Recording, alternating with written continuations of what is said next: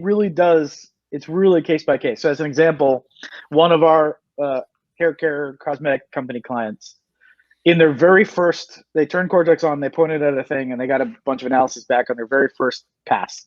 Mm-hmm. One of the most negative things that they were doing was glasses on their models.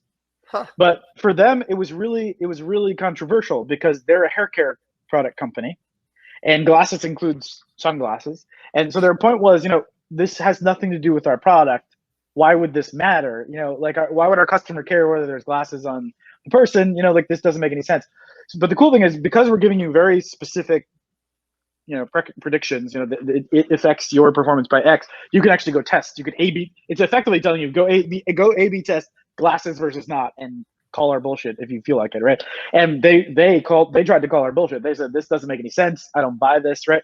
But it turns out that was, it was like negative 30 something percent performance or something like that. It was a huge impact just by having glasses, right? And so that's an example, of course, like, how do you dress the model? What's in the image?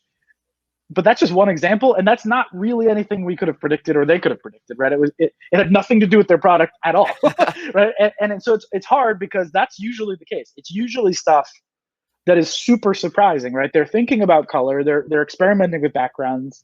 That ends up mattering a lot.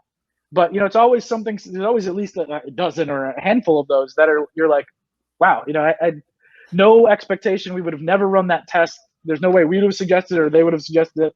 It just turns out that something about in their case, glasses on their models made people not like the content, right? And so that's one of those things where, like, okay, then that's a rabbit hole. They can then go A/B test more things. They can point Cortex at just glass. They can go deeper down that rabbit hole. But that's kind of the example. Like, they wouldn't have known. And so to answer your question, I'd say the biggest kind of low hanging fruit is everyone has those, right? Whatever industry you're in, whatever product you're selling, there's dozens of those, and you don't know them until you know them. And I don't know them. No one knows them, right? Yeah. It's like there's all these biases that we have, and we don't really get it.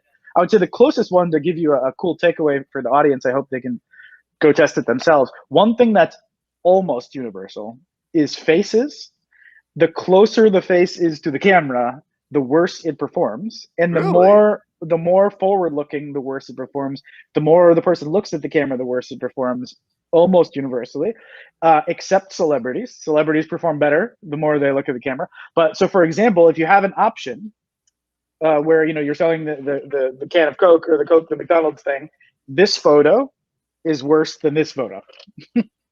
For example, it's probably worse than this photo with me completely out of it. And we don't know why. Cortex doesn't get into like the psychology. It doesn't know why people feel that way, but it can conclusively prove that they do feel that way, and then you can go test it. And so I would say, free tip for everyone listening: try that. Right? It might not work with you, but